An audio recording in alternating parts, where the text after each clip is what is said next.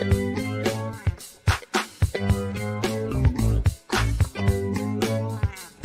a show with two retired detectives that were in the thick of New York crime, fast and hectic. They got some stories and some jokes, even an interview with the most popular folks. Off the cuff, one episode just ain't enough. Get a little laughter and an interview too. It's maybe the best thing you can do.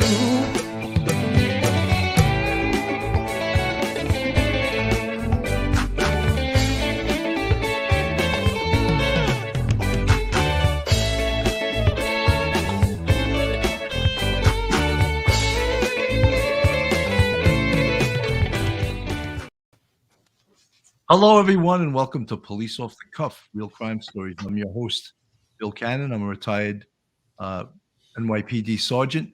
And with me tonight, retired NYPD detective and straight out of Brooklyn, Phil Grimaldi. How you doing tonight, Phil? Pretty good, Billy. How about you? Doing well. You know, I've done a lot. Are you wiped out from today? Yeah, I'm a little wiped out. I started earlier in the day at about 12:30 p.m. doing a coffee with Cannon. And I did about maybe 35, 40 minutes with that. And then later in the day, I wasn't going to do anything. But then that young boy in connection with the Astro World concert, the 10th victim died. And he was a 9-year-old boy who was trampled to death and never recovered consciousness. He was in a self-induced coma by the doctors. And he died yesterday. And that makes the 10th victim. So I decided to go live with that case, and it's just such a horrendous tragedy, you know. So just to keep our people updated. And now tonight, here's a case that we spoke about together, and it's largely been put on the back burner. There was a ton of information when this case first occurred, which was on June 15th, and I'm referring to the Summer Wells case, where a 5-year-old girl has been missing for now over 5 months. And it's just a horrendous tragedy. And every time you take a deep dive into this case, which we have done, and numerous YouTube content creators have, the TBI, Tennessee Bureau of Investigation, the FBI, and the local police are on this case. And they're very tight-lipped. They don't release any information. So all the information is coming out second and third hand. But she happened to go on, Candus and Don happened to go on Dr.Phil this week. And there was no new ground that was blazed by Dr. Phil and his team of body language interpreters. I think that horse has gotten out of the barn. And we have our feelings on this case. And many people in the chat, and many people have been following this case, they're just baffled to this. But I just think that, you know, this case will be solved eventually. It's just going to take a lot of time. And there's a lot of questions in this case. There's a lot of ugly things going on in this case. And I mean, I always felt that Don and Candus are somehow involved in this. And I still feel that to this day. I haven't changed my position. May there be other players in this? Yeah, but I still think, I just don't like their whole their body language when they're interviewed. I don't like the fact that they don't have answers to a lot of things, and many things don't make sense. But the way they do in many investigations. But I just feel that if anyone is not telling the truth or is very deceptive, I believe it's Candus more so than Don. But if Candus is not telling the truth, then neither is Don, because he knows everything she knows. That's my feelings. Your feelings, Phil? Well, Bill, I think that you basically summed up both of our feelings, so to speak, with regard to this case, what's been going on with it. I just want to give a quick timeline on to bring us up to date a little bit. I mean, we've been through the case numerous times, but she was reported missing on June 15th of this year at about 18:30 hours, which would be 6:30 p.m. We went through the timeline of where she was beforehand. We feel that there was a very short window of time actually, it's down to even just a couple of minutes when she was actually unaccounted for. But there was only like a short window of time where she was unaccounted for at the home. We said that there was like a 4-hour time period, but now we kind of narrowed it down based on interviews and all the different things that were reported. So it was just a couple of minutes, it seems like. But extensive search begins. Captain Tim Coop of the local police, as well as the fire rescue. Captain Tim Coop of the fire rescue was one of the people that was leading that initial search. TBI, FBI joined in with the local police right away. There was an Amber Alert. 13 days into the search, it was scaled back a little bit. Candus and Don wind up doing multiple media interviews. There was indication of drugs and being drunk and stuff like that throughout this case since this first was reported. They had appeared in media, and I think you're going to play some of it where they appear to be intoxicated. July 24th, 25th, Midwest Equa Search, which is one of the great volunteer search teams, joined in on the search. They were back there several times, as a matter of fact. And around July 27th, the other children in the home were removed. And I think that that's very important. We'll talk about that. After that, extensive media was done with Candus, with a friend of theirs, a young boy by the name of H. I'll just give his initial, a 15-year-old boy.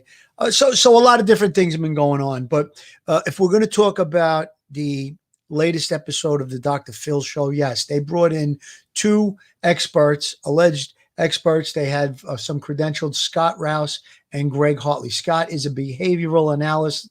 A behavior analyst and a body language expert. And Greg Hartley is a human behavior consultant. Now, they're supposed to be, as a team, they called them that the human lie detectors. So they did some interviews with them, and we'll dig down on the stuff that happened during those interviews, Bill. I think that, I put some faith in body language. I do feel that body language is developed.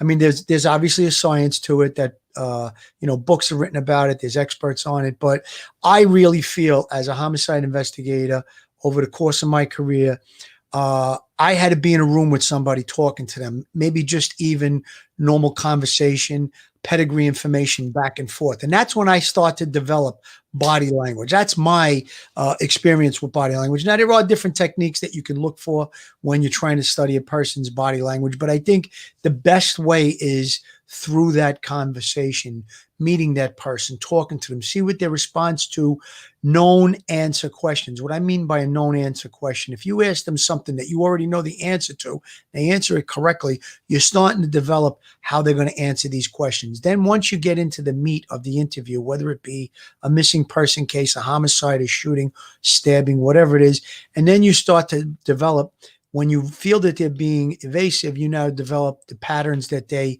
exhibit during those evasive moves. And you can even ask them stuff that you know is a lie, specifically to build up those. Phil, what you're describing, as someone in the chat so eloquently said, is you're developing a baseline set of questions and answers. And I don't know if they call it that in Brooklyn, but that's what they call it in the rest of the world. But it's Phil, one of the things I wanted to say about Don Wells, all right, he's a criminal, all right? He's been interviewed, he's been interrogated lots of times. He knows the game. He knows how to answer questions, and he could maybe even outsmart a lot of interviewers, a lot of interrogators. The other point about these two suit and tie body language readers on the Dr. Phil show, to really get a good interview of someone, you have to spend hours with them. Not half hour, not an hour, and say, oh, I got the answers. They're not being deceptive. I don't think that's the proper way. And I'm not putting down these two gentlemen. They're probably very good at their job, but I just know from working hundreds and hundreds of homicide cases and how long it takes to get someone to tell the truth. Sometimes it can take, as you know, it could take 5 or 6 hours, 8 hours, 10 hours, and then they start to come around. So to say that you can just immediately read body language after a half hour or 45 minutes or an hour, and say definitively that this way she dropped her shoulder, the way she put up her hands, she was being defensive. I mean, come on. I don't buy that. And I know that, again, NYPD detectives, they get the reputation and you have behind you, it says the greatest in the world. And basically everything you learn is on the job training. You learn from other detectives how to interview people, how to interrogate people. And then you do hundreds and thousands of interviews and interrogations.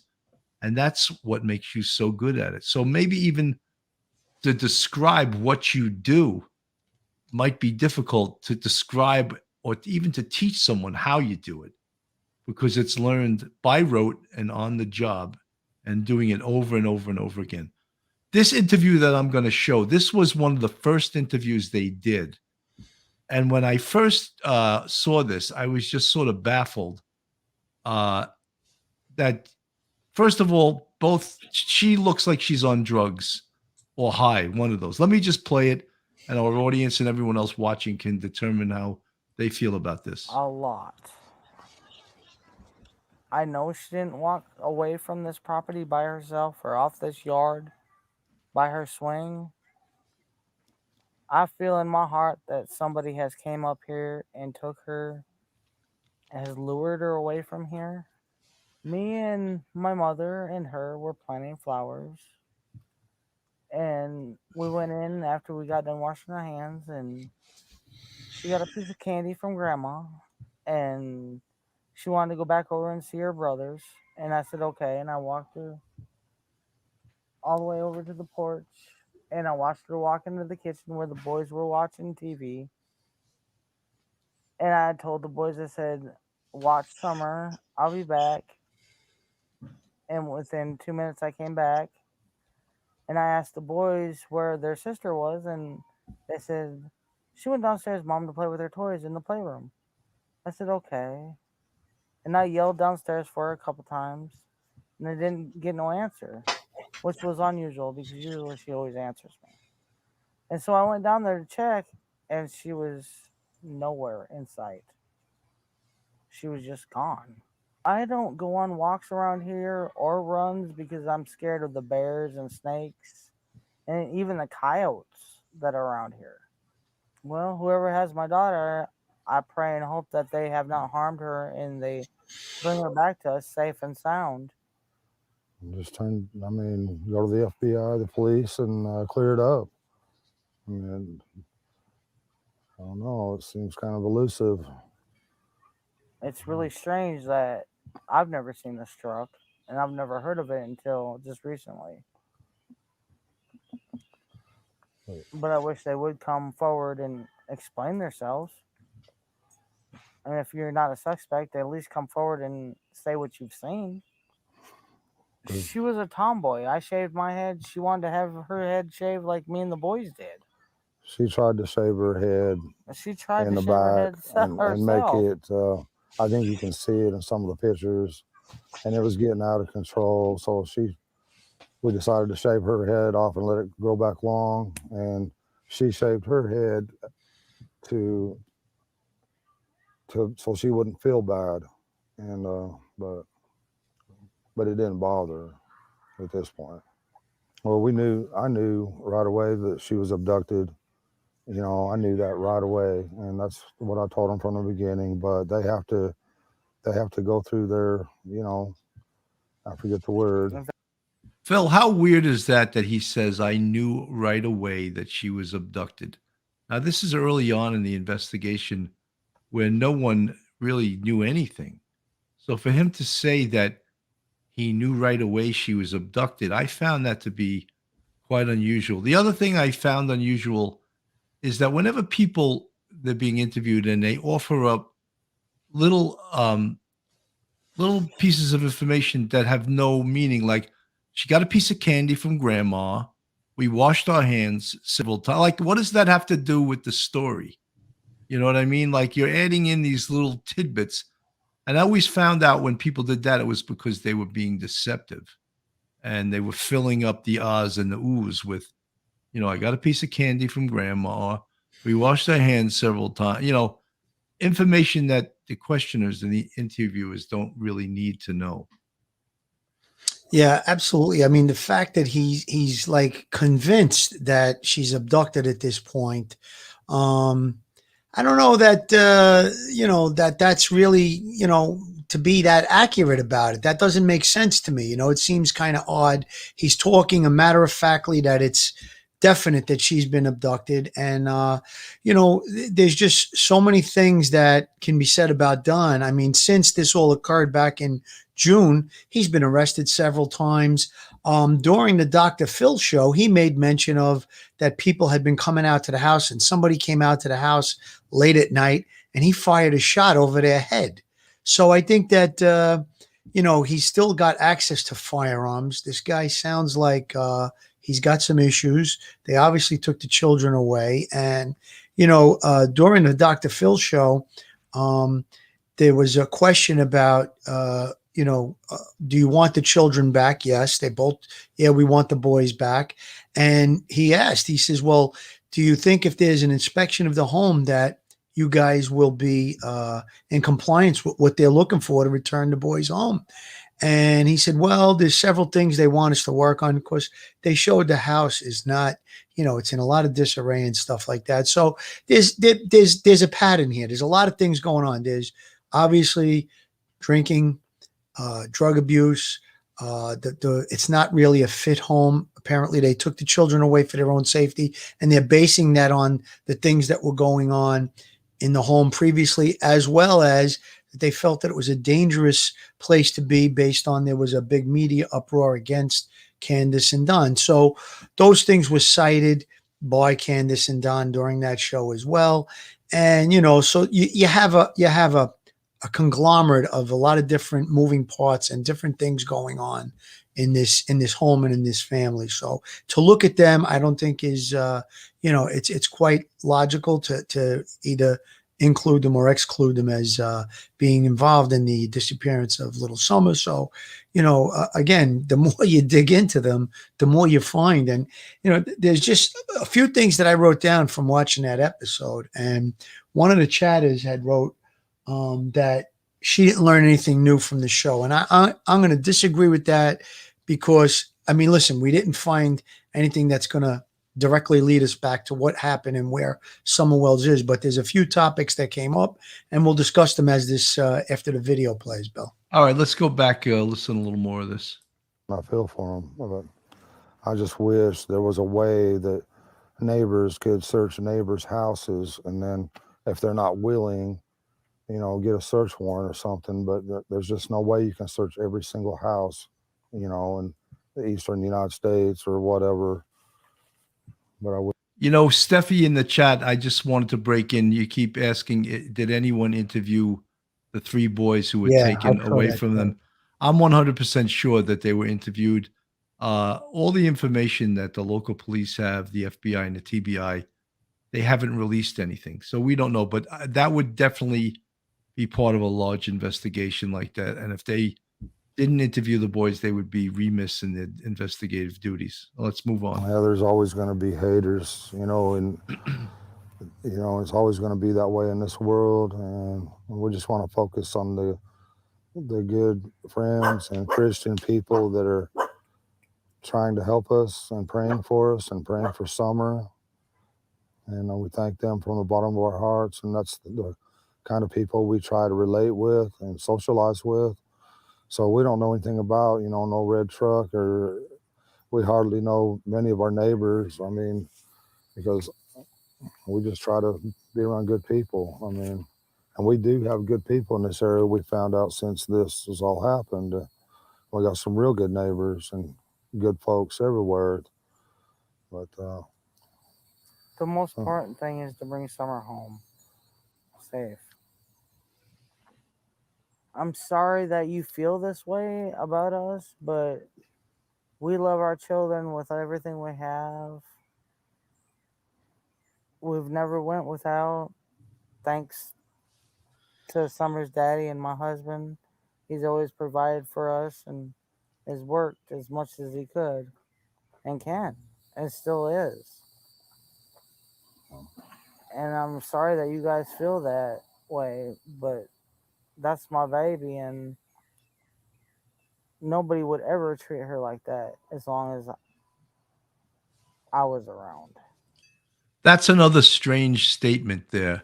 No one would ever treat her like that as long as I was around. How do you know how she's being treated? You know, it's almost implying that she knows something nefarious has happened to Summer. So to me, and no, like this is from a day or two after, uh, she became missing. So this is very early on in the investigation. I just find that to be a very strange statement to make. Daddy, pull my 100%, hand Billy. and twirl, and she would just like to twirl and twirl and twirl till my arm got tired, But I put out there that one of Summer's favorite songs was Godzilla, and they say, and they're jumping all over me about past tense was, well, I'm sorry about that. It's just, She also liked the song by New Breed. It was called House, My House. She sung that a lot of times when I play it on the TV. She loved to dance. she liked to think of herself as a princess, and and all that, like all young girls do. And Phil, that was another thing, and you could take it for what it's worth, but they referred to her dancing in the past tense. She said she loved to dance, which is in the past tense. So, Yes. is that meaningful? I think it is. what that love is, but you feel it and you know it, when you're young. And she felt that there, and she loved everybody in that church, or she loves everybody in that church. I should rephrase that, because they'll tear that apart as past tense, and I apologize again for that. I hope she gets to come home, and I hope she gets to be with our church family again. Her best friend in that church was Robin. She loved her to death. Yeah, she looked up to When women that were. she come to that church, she went looking for Robin. That was her favorite person. Any woman that was professional, that was pretty, yeah, beautiful. she looked up to those kind of women. She, they were the word I'm looking for, I can't think of it, but she looked up to them. She'd give them a run for their money every day. She'd give them a run for their money, and there was times, we'd be, at our boys, like, don't do this and don't do that. And next thing you know, the stick would come up and just whop them, and it'd be like, Summer, don't do that. Summer was the boss of the family. Yeah, She typical girl. When they get out of line, she'd put them in line. She'd do her best. She'd love to play in the mud and the water and swing on her swing and enjoy dirt. When I run the lawnmower around, she would run behind me. When the boys run their bikes around, she, as fast as that little bike could go, she would be behind them running and keeping up with them, no problem. She loved to run.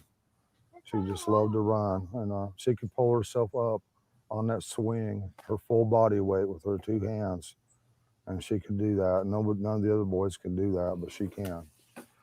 Was she in school yet? No, No. she's going this year. This was supposed to be her first year. She's been. We did all the what? I took care of everything. Yeah. I had her already taken all of her shots and registered in the school ready for this year. Yeah. Well, I think that's enough. We get a good idea, and for folks that are in the chat, that if this is their first time viewing some of the players in this case, that was one of the first interviews they did, and after that, they did take and pass several lie detector tests administered by the local police, or TBI, and Phil and I have spoken about that before on the NYPD, and I'm not trying to say, we're God's greatest gifts to the investigation, but I never can remember us ever using a lie detector test in my career, in my 27-year police career, and of that 27, 16 was in the detective bureau. I don't ever remember them administering a lie detector test to anyone. So I don't know why investigators jump right out and say, let's give a lie detector test. First of all, it's not admissible in court. And if you're a good interviewer, a good interrogator, you can determine when someone's lying anyway without that machine. So I don't know why people have to jump to, oh, did they pass the lie detector test or did they fail it? It's not admissible. So what's the point in using it? Yeah, and also, I'm sure we spoke about this before, that if you're intoxicated or if you have narcotics in your system, the machine is not going to pick up the rhythms that it would pick up if you were not intoxicated, if you were, if you were straight. So when you're high, it throws the machine off. I think actually one of the times that she went to go, she responded to take a lie detector test. It was clear that she was intoxicated, and they told her they weren't going to do it. So who knows if they were taking tranquilizers or different narcotics to throw off the machine. So we're not going to put a lot of weight in that. But Billy, if we're going to go back to the Dr. Phil show, one of I was trying to find the person's name. I think it was Jen Bernhard, said she didn't find anything new based on watching that show. Now, I disagree with that. Again, I'm not going to say that we found something so great there was the aha moment that turned the tide on this whole case. But Candus, who was being interviewed by Scott Rouse and Greg Hartley, the two, the behavioral analyst and body language expert and a human behavior consultant, the minute they started to dig down on her, she became emotional. She pulled off the microphone. She says, "No, I feel like I'm being interrogated again." And she stormed off. So that was one thing that was a major reaction, from doing all these media interviews. Now they had behavioral and body language experts, a human behavior consultant and a body language expert. It was a little bit difficult maybe for her to, hide what it was she was trying to hide. And they both concluded that they felt that she was holding back. Their exact words were that she was holding back something based on the interview, that she showed signs of holding back. She walked out of the interview and she showed signs of holding back. Now, they did add, along with Dr. Phil, that they didn't think she was responsible for hurting her daughter or directly involved in her disappearance. However, there was things that they asked, and one of the questions specifically was, what do you think should happen to the people or the person that was responsible for this? She took a great hesitation and said in a very, very low voice that she thought that they should suffer like she's suffering, something to that effect. So they made note of that. Dr. Phil, as well as the two experts on body language, they said that showed she was holding back something. And that question tells me that there's something that she knows about this that she's not being forthcoming with. And Phil, the language they used was that they felt that she had guilty knowledge of what had happened to Summer. And so, I mean, that's a nice way of saying she's holding back. Billy. Right. But no, I'm just saying, that's the lingo they use. And look, I don't think Dr. Phil or any of the people he has on his show, this is a daytime television show. It's there for entertainment. They're not professional law enforcement investigators. Right. Dr. Phil could sit there with his $50,000 watch, and I don't buy any of the bullshit he says. What you need to do is to do this. Come on, Dr. Phil. Go out and actually go walk the streets of Harlem looking for into filthy needle, hypodermic needle and pit bulls all around. You do that, and then I'll listen to what you have to say on your television show when you're searching for a perpetrator at 4:00 in the morning, pulling him out of bed when you know he's just shot and killed two people. Then I'll listen to you, Dr. Phil. Other than that, this is what I need to do because I'm going to help you find your daughter. Come on, Doc, give me a break. And he was also saying, and I hope, some of you people, you may object to me goofing on Dr. Phil. If you're his greatest fans, that's fine. He's not a law enforcement officer. I don't even know if he's a real PhD, but he does have a TV show. We all know that. But, all of a sudden he's getting involved 5 months down the road, and we're supposed to be like, oh my God, Dr. Phil thinks this. I don't feel that way. You know what I mean? It's almost like like Dog telling us he doesn't think that Brian Laundrie's bones were recovered.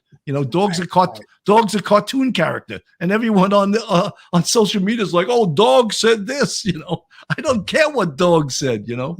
You know what's funny about the episode? They broke it into 2 parts. I saw just about every minute of it. I won't say I saw every second of it, but they went in the direction of Candus and Don. They pointed out all the different issues that they have, and then they showed that she was being not forthcoming with information. And then at the end of it, they said, "Oh, we don't think that she's involved." But he makes a point of saying to her, "I'm asking you a question, and you walked out of the interview with Scott and Greg, and we're just trying to help you find your daughter. Why would you do that?" And she really doesn't have an answer. So it's like she doesn't want to cooperate fully. And she became very emotional at that point with the 2 interviewers, the 2 body language experts. And then when the word cornbread mafia was brought up, the cornbread mafia, they asked to give a short description of it. And they said they're probably drug traffickers, probably an organized crime type, not traditional organized crime like we have in New York area or in different areas of the country, but an organized crime group that deals in methamphetamine. So they're drug pushers basically, and they're probably involved in some other criminal activity. She heard that. That's when she walked out of the interview. So he went on to ask her more things about it. And that's where they came up with the possible abduction by these meth pushers or methamphetamine pushers or something to that effect, that maybe, she might be holding back. And this is really hypothetical because I can't say for sure, maybe that she had, business dealings with these methamphetamine deals. Maybe she or Don uses meth and there might've been a dispute. And then he talks about, this is another thing that also makes it quite suspicious about this cornbread mafia. He claims that he fired a worker. He says, "I fired several workers that worked for me, and most of the time it was because they were using meth." And he said, "The day before I fired a methamphetamine head," and he said he swore he was going to get even with me, and the next day my daughter goes missing. So they did throw out some other things and scenarios of that sort. But you know something, Phil, they're late to the game. 100%. You know that part of an investigation is, and you call it spitballing, I call it hypothesizing and theorizing, and then typerizing your reports. But they're late to the game, and they're saying things that we were saying in week 1 of this investigation. Joan E., cornbread mafia. What do you think about the latest news releases from TBI? An arrest in human trafficking in Sullivan County, East Tennessee. Drug arrest a few days ago of meth coming from Mexico. Look, I don't doubt there's a lot of drug use in this area. That could be a direct result of this case too, Billy, because he did say that the person who was fired and the next day that his daughter was missing, he said the police extensively interviewed that person and they had a solid alibi. Now, maybe because of these talking about this cornbread mafia, maybe they targeted them for arrest and maybe develop information on the whereabouts of Summer Wells. We don't know that to be fact, but I'm glad that person brought that up because that could be. I mean, obviously, Bill, if we had this case and we were starting to go in that direction, and I got to say, I thought before, watching this Dr. Phil episode, the chances of abduction were small in my mind. And all the theories that I was going through, that was a very small amount of percentage that I would think would be possible. However, now after watching this, it did, it went up a notch. I'll say it went up a notch. But this latest investigation by TBI targeting this cornbread mafia might be a direct result. I don't know if they had investigations already going, but it might be a direct result of the Summer Wells missing person case. Brent Montgomery, thank you very much for the $5 super chat. Folks, this is Police Off the Cuff, Real Crime Stories. If you're not subscribed to us and you like things from a police perspective, digging deep into these real crime stories, please go to our YouTube, hit the subscribe button, ring that bell, and give us a thumbs up. It's free. So join the Police Off the Cuff family. Yeah, so, it's just, there's so many different twists and turns. And, you know that being in an investigation where you don't get positive results right away, you just keep digging and digging and digging, and you talk to everybody. And we just mentioned something about the cornbread mafia and that they potentially could be involved in human trafficking and drug, meth, and all that stuff. when you make arrests in that vein, one of the most important things to do is to debrief the arrestees and find out. And if someone's facing a lot of time in prison because of A1 felony drug weight, let's make a deal. That's what it's called. Let's make a deal. We want to talk. What do you know about Summer Wells? Maybe you'll get some good information. And that's how the police and the FBI and TBI, all of those people work.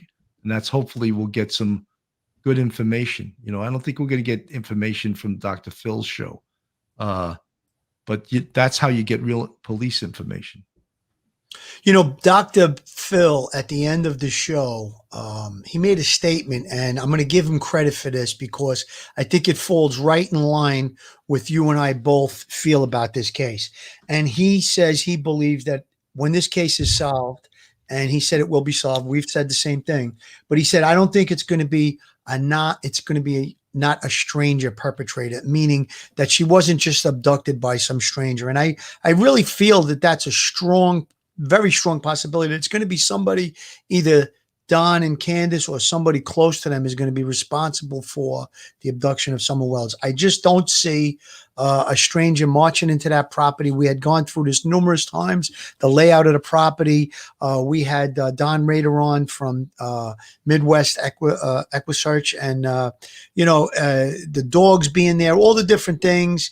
I don't think that somebody staked out and a complete and total stranger and abducted. I think that that's a very, very, very small possibility. And I got to give credit to Dr. Phil and his staff. They came up with that same assumption that they feel that that's going to be, it's not going to be a stranger perpetrator.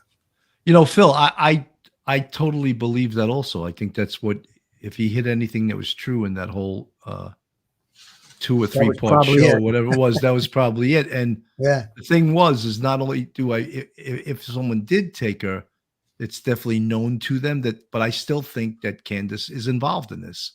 I totally feel that way. And I just do not believe any of her crocodile tears, and people, they don't understand. We've done this before. We've worked hundreds and hundreds of murder cases. Not that this is a murder case. Well, hopefully it's not. Hopefully one day Summer Wells will turn up alive. But oh God, that should be that would be fantastic, and hopefully safe and sound and alive. That's what we hope and pray for. 100%.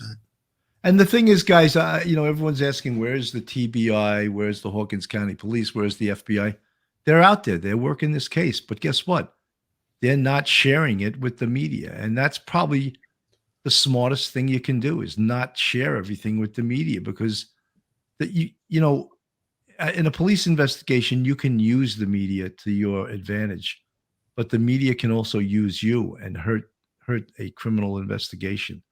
So they're being very careful about what they release, how much they release, and they don't want certain things out there. Look, we've heard nothing about the electronic evidence in this case, computer evidence, cell phone evidence, text message evidence, GPS evidence. We've heard nothing from the police or from the real investigators on this. We've heard a lot of stuff from YouTube content creators, and we don't know if any of that information has in fact been vetted, or if it's true. We don't know, because you're getting it second, third, fourth, fifth hand. So the real information and the real investigators on this are being very, very tight-lipped, and they're not releasing any of their information. So they may be in a solid direction towards solving this case, but we won't know that because they're not going to release it, because it may compromise their investigation. Bill, I'm not sure if you saw the whole Dr. Phil episode, but if you go back, or anybody that wants to, in the chat, or any of the subscribers, they want to go back and look at it, you will see. I mean, it's really, you don't have to be a criminal investigator to see the reactions that Candus had to the questions, the way she stormed out. If you look at her behavior and the way she portrayed herself, it's going to be clear that she was holding back something. So there's something there. There's definitely something there. And I'm going to go back a little bit to what we were talking about in the beginning of the show, the beginning of the episode. When you're doing an interview, like, I would walk into this and I would just, tell me the story. Tell me what happened. Just let them tell it a few times. Get friendly with them. Let them get comfortable. And then once you've established that some of the things that they're telling you are not true, like you said, we're developing a baseline. And, when you start to develop that, some of the things may not be true, and you start to hit them with the questions, and then you dig down deeper and harder, and you catch them in some lies. And then, even the account of what they did prior to her going missing in the afternoon, the late afternoon. The cell phone activity, which I think you brought up, was a great point that we haven't talked about yet. The cell phone activity will place them in different locations. And then if she says she was here and there, and, the cell phone activity contradicts it, then you're going to have something you could dig down on. Now, even if it's not that important, something that happened earlier in the afternoon, but if she's lying about that, what else are you lying about? That would be that's when I would start to get tough with her on an interview. You told me about this, but now your cell phone is saying you were here, and you're lying about this. What else are you lying about? Are you lying about the whereabouts of your daughter? And get into it. I mean, and listen, Don has shown himself to be a train wreck. He's got criminal charges pending for recent DWI and stuff, and he's been arrested before. So, listen, that's where the mystery, the solving of the puzzle, the solving of the mystery lies. It lies within them, and maybe they're not directly involved. That's still a possibility, but the information that either one of them or both is holding back on might take you in the direction to tell you where she is, what her whereabouts are, and how she was abducted, or how she, it was missing from, back in June of this year. I'm just going to play a little bit of this. This is when she was missing for 4 months. And I say this because I found probably a very little known recording of the dad. When he says, we were only 30 to 40 feet away when she disappeared. Yet, according to the 911 operator, the mother had gone on a walk and returned, and she had disappeared. And according to another report by the mother, she herself says that she was just checking on the grandmother on a brace, and she went back within, she says, 2 to 5 minutes, and the little girl was gone. And there's more inconsistencies and unusual statements beyond that. Mm-hmm. For instance, returning. Go ahead. Oh, I'm sorry, Marty. Speaking of her in the past tense, very early on, and also very early on, saying that they truly think she is dead. Right. And to hear from a parent when your child is missing, it is troubling. The other thing, Jennifer, is Summer's father said that his 3 other sons were taken from their home for their own safety. And he said, quote, right now it's not safe at my house. So help us read between those lines. Well, that family has been accused, and actually there have been charges filed regarding domestic abuse by both the mother and the father historically. So this is nothing that is foreign to them in terms of neglect and other abuse issues within that family. So I don't think it's of any surprise. And I think he basically summed it up pretty succinctly. And real quick, Jennifer, I only have about 30 seconds, but what are the biggest challenges when a little girl like this seems to have just vanished into thin air and more time has passed? We're almost at 5 months. Well, there's only a couple scenarios really that exist in this case. One, she wandered off through a door, which again is inconsistent whether it was either opened or unopened, and drowned in a nearby water, pond or something of that sort. And I have had a case just like that, where in this very similar situation that happened, or that a family member or an acquaintance abducted or somehow harmed her, or number 2, that she accidentally was harmed and they're covering it up. But no matter, I believe it is not a stranger situation. It's somebody that knows her, and sadly that she knew. Where is Summer Wells? Jennifer Coffendorfer. So, Phil, as you could see, she said a month before the Dr. Phil show that she felt that this was a retired FBI agent. So I don't think Dr. Phil invented that. I think he's read up on the case like we all have. Yeah.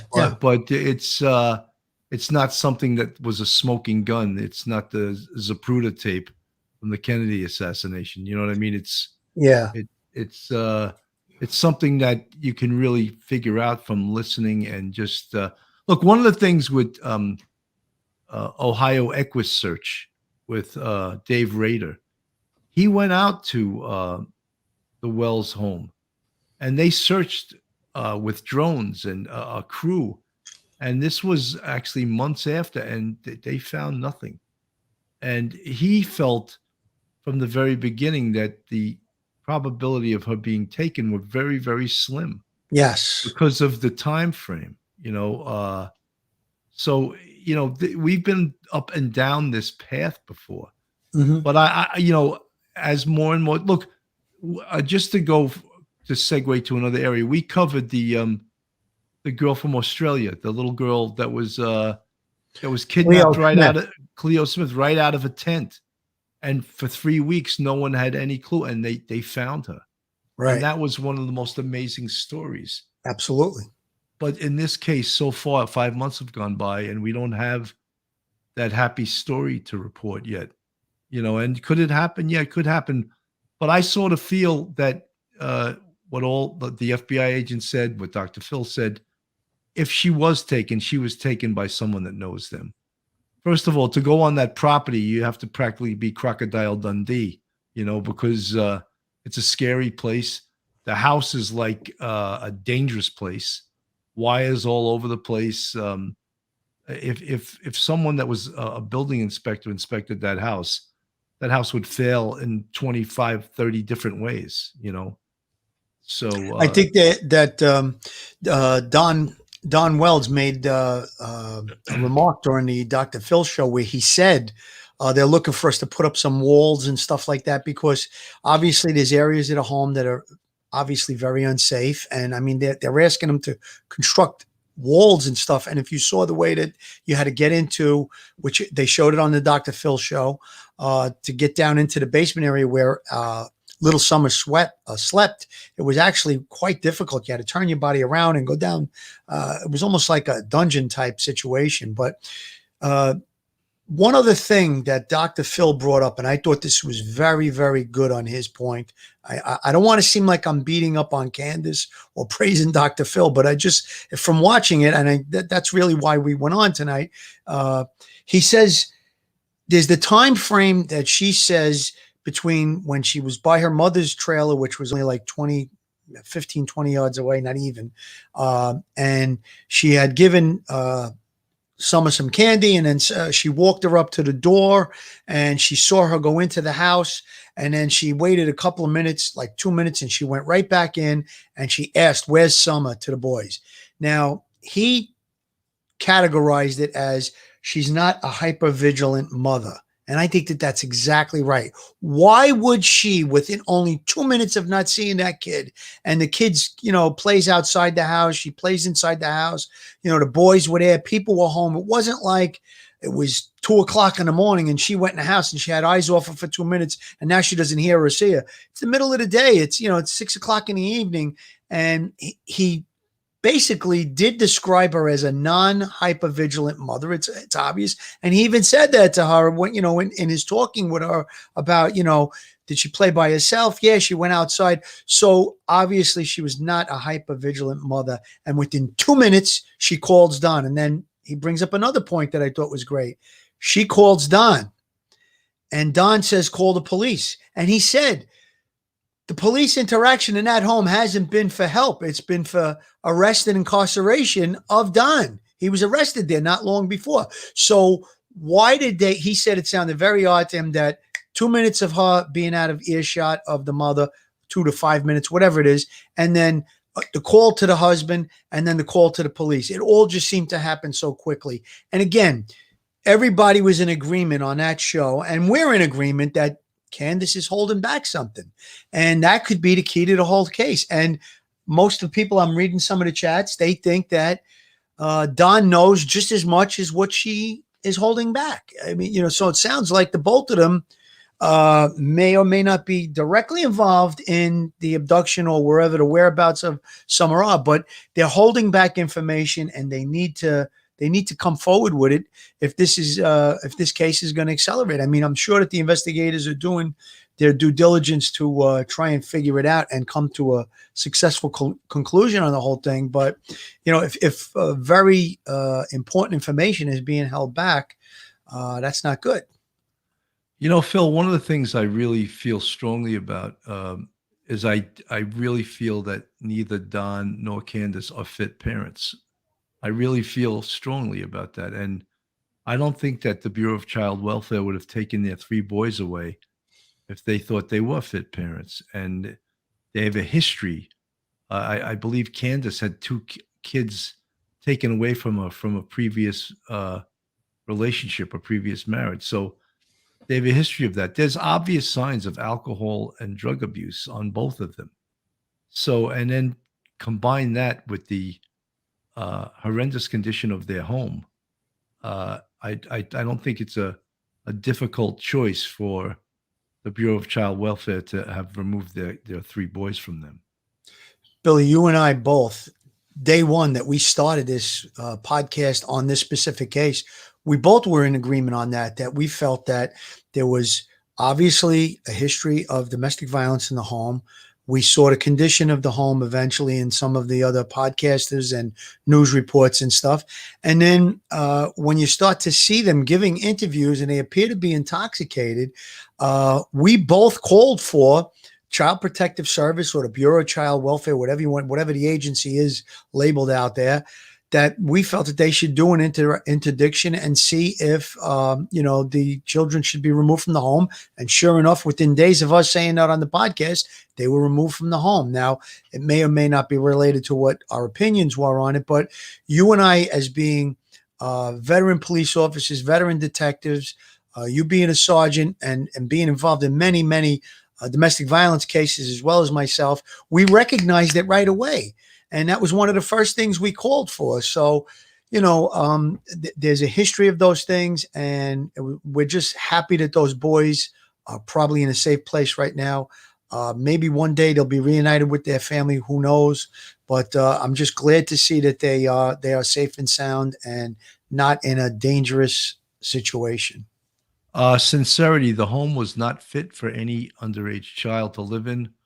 Horrible conditions, the basement room, horrible. That house, that basement, they called it the playroom.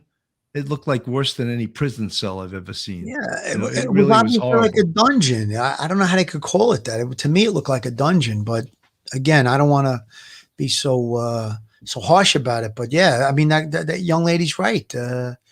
Children shouldn't have been living in that environment, and I guess that's why they were removed. Hope 46SF, they have lost custody of other children. I can't imagine CPS will allow the boys to return to Don and Candus. You know something? I've seen CPS return kids in horrendous situations. You're almost worse being a ward of the state than you are living in a bad situation. I hate to say that, but one of the things that we've learned from our police career is that government doesn't sink a lot of money into the Bureau of Child Welfare. I'll put it that way. It's a good way to put it. Yeah, caseworkers are overworked. They're underpaid. Yeah. And, and being a ward of the state is not any picnic. So if it's a little bit better going home to their family, they're almost better off doing that than being wards of the state. Good point, Billy. I mean, I can only speak for the New York area. I mean, that's where I've did my whole career. The Child Protective Services in New York, like you said, they're overworked. They have tremendous caseloads. Nobody wants to do that kind of work. It's not an easy job or a task to deal with this kind of stuff. I mean, you're not dealing with happy, friendly people every day. You're dealing with a lot of different, domestic situations. And again, they're not paid a lot either. And the cases do slip through the slip through the cracks. We've had several cases where, there were many, many calls to Bureau of Child Welfare or Child Protective Services in New York area about specific incidents of child abuse. And unfortunately, the subject of those calls and complaints have turned up dead at the hands of the abusers, who they called up on. So, yeah, I guess instead of politicians looking to spend money in frivolous ways and line their own pockets, a little more money going towards these child protective service agencies would be a great improvement. Marlene Barone, most definitely Candace knows what happened or who took her. The Child Protective Services already had an open case, yet left those kids in that environment. That goes to what Horrible, you were just saying. Yeah, horrible that could happen. Phil, we almost forgot to read Joe Murray's commercial here. Joe Murray, good man. He's the new podcaster, Allegedly Guilty.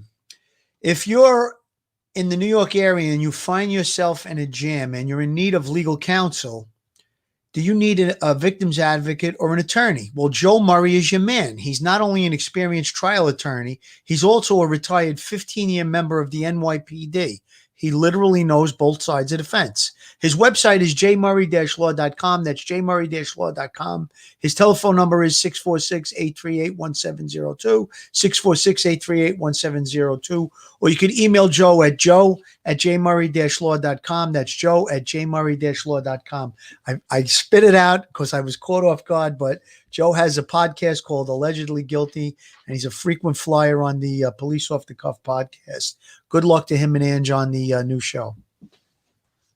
Folks, we haven't revisited the show, this case. I would say at least 2 months, at least 2 or 3 months, and there's really no new smoking gun information. I don't know what direction TBI and the FBI and the Hawkins County Police are going.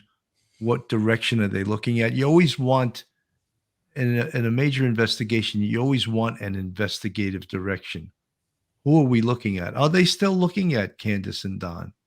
Or have they changed direction off of that for some reason that we don't know of? To me, I would always be looking at them unless some really, as I say, smoking gun type of evidence pointed in another direction, because it's always the people closest to you. And I think that's why the female FBI agent we watched on that TV news show and Dr. Phil and some of his folks said that if there is guilty knowledge of this, then, and if she in fact was taken, then it is definitely someone close to them.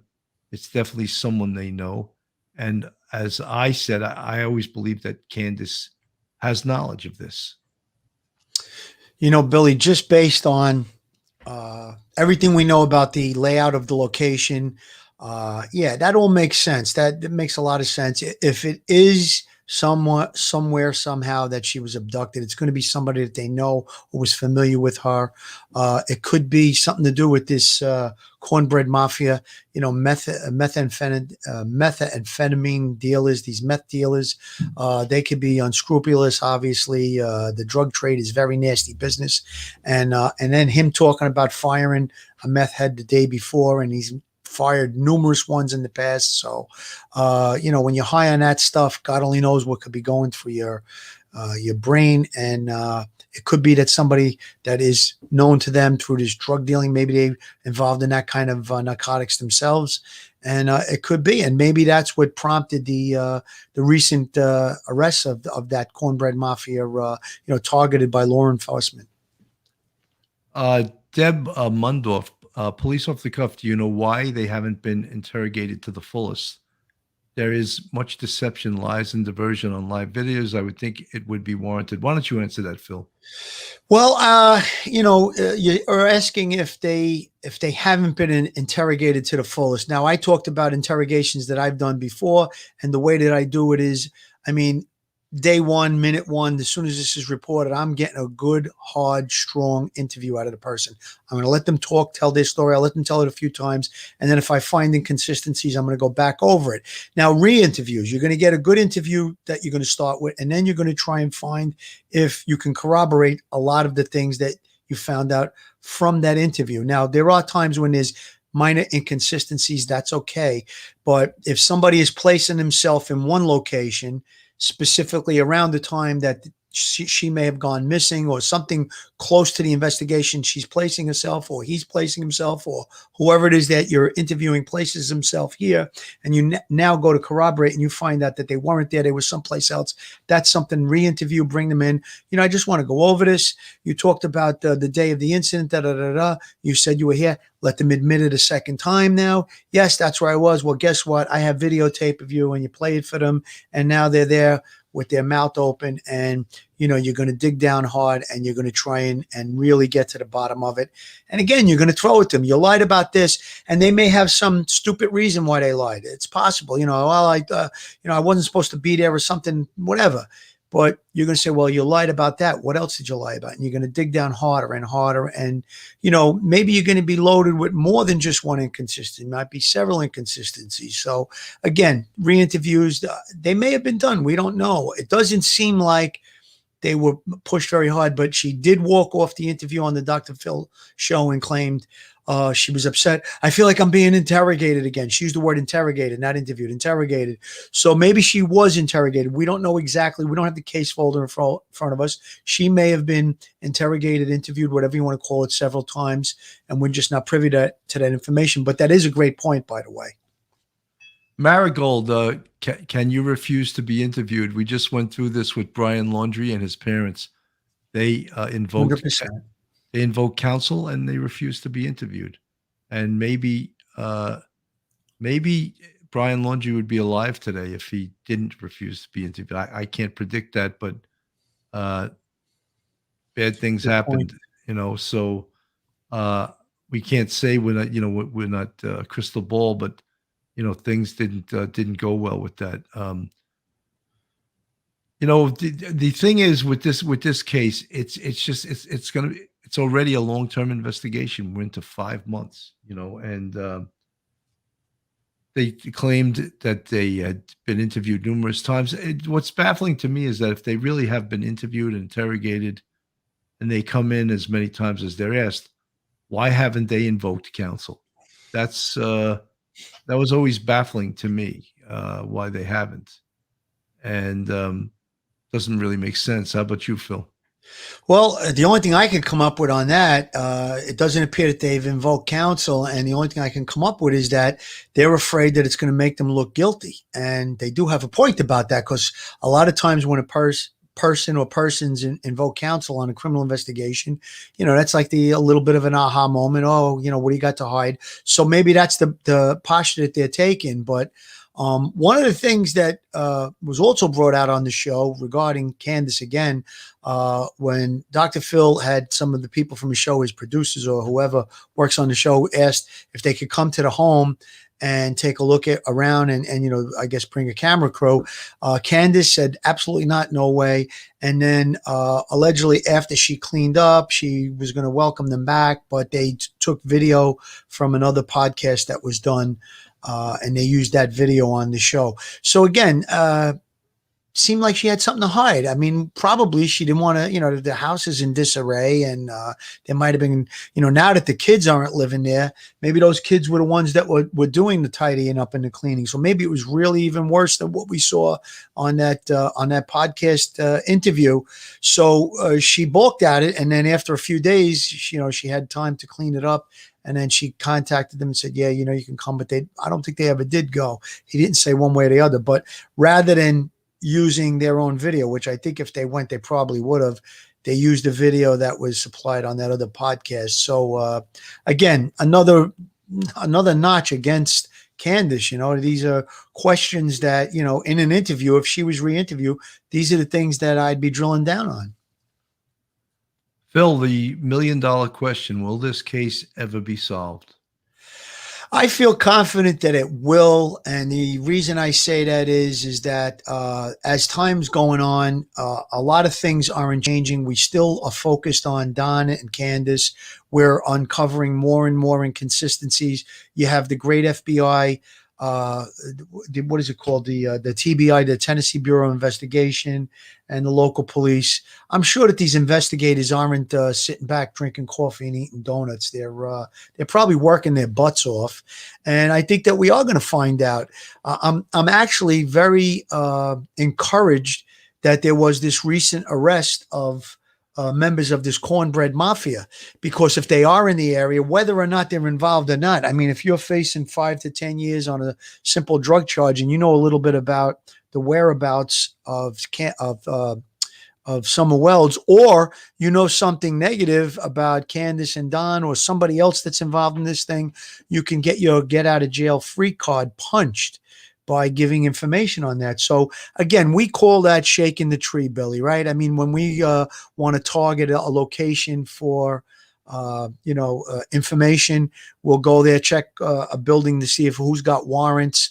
We'll send narcotics into the area to make some drug arrests, and then everybody is getting debriefed. Or we can even go through parolee files. If there are parolees in the area, have the parole officer call them in, and we'll sit there and spend the day in the parole office, and everybody from that area will come in, and we'll sit down and we'll grill them and ask them if they have any information to offer.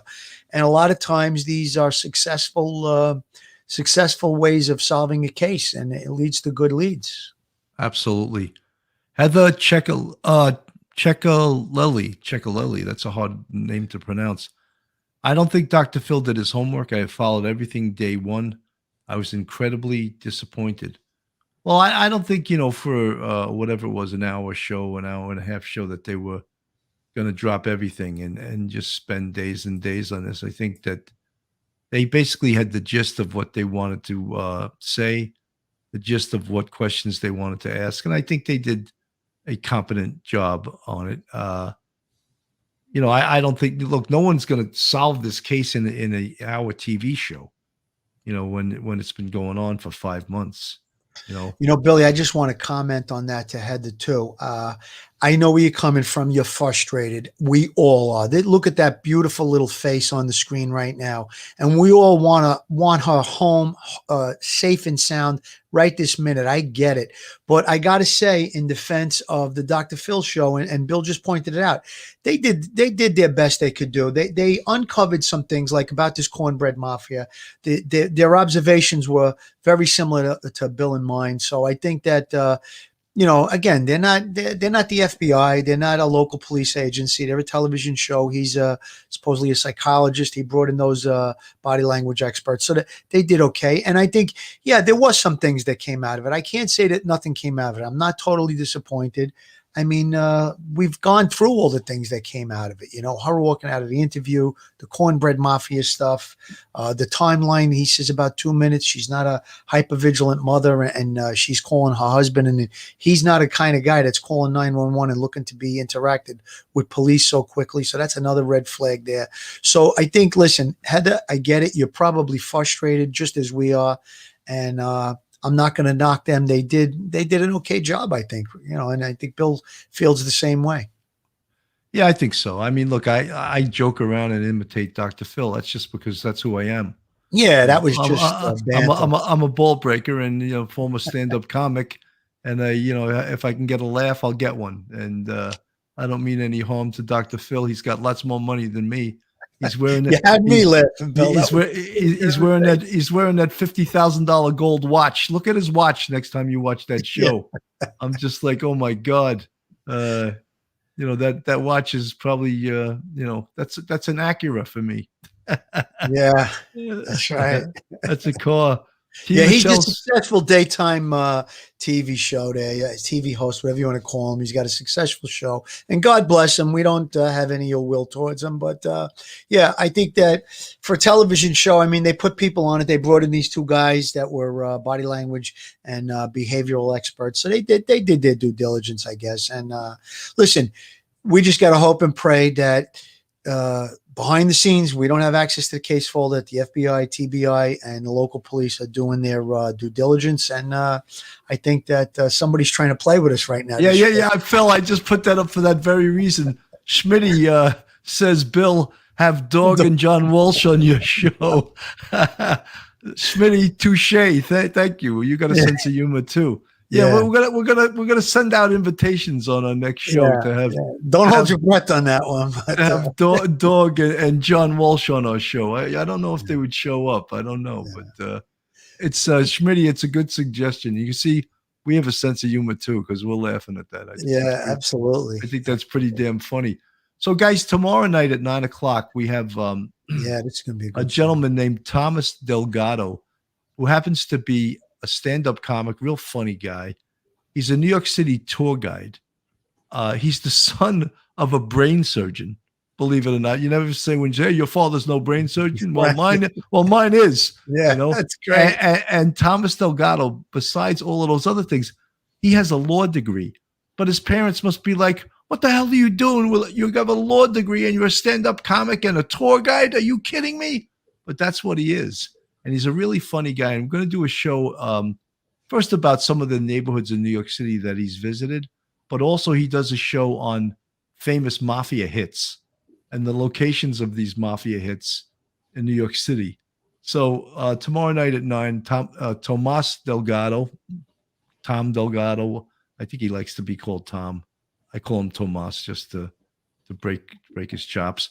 But so if you're around tomorrow night at 9:00, it should be a great show. And I'm looking forward to it. Phil, final words. Final words. I'm really looking forward to Tom Delgado's show because I watch a little bit of his podcast where he goes to different neighborhoods. It's very interesting stuff. I mean, everybody loves New York and New York City area. It's a great tourist attraction. But then when you talk about some of the locations he went to where the mob hits took place, that's part of the New York history. Bill and I are actually very much into that. You know, we worked on the police force when a lot of these hits went down. We have our good friend Tommy Dades, who's a retired first grade detective, been on the show many times. He's an expert on organized crime stuff going back to probably even before he was born up until now. He actually was on the show with us when we had Sammy the Bull Gravano as a guest. So really looking forward to that. Last word on Summer Weld's case. Guys, keep praying. Let's hope that she's found safe and sound. I really, really would be so happy. I think I would cry. I would be so happy if she's found safe and sound. And good luck to the FBI, the TBI, and the local police that are investigating that case. You know, Phil, I think that could still happen. I'm an eternal optimist, and I think that could still happen. Absolutely. But anyway, guys, thank you so much for tuning in tonight. This was my third show of the day. No, I'm not trying. Don't feel Bill, sorry I can for me. see you're wiped out. I can see but it. my voice is starting to go, you know. Yeah. I'm not singing any songs tonight like I was this afternoon. But anyway, thank you guys so much for tuning in. Have a great night and be safe. Stay safe, everyone. God bless. One episode just ain't enough.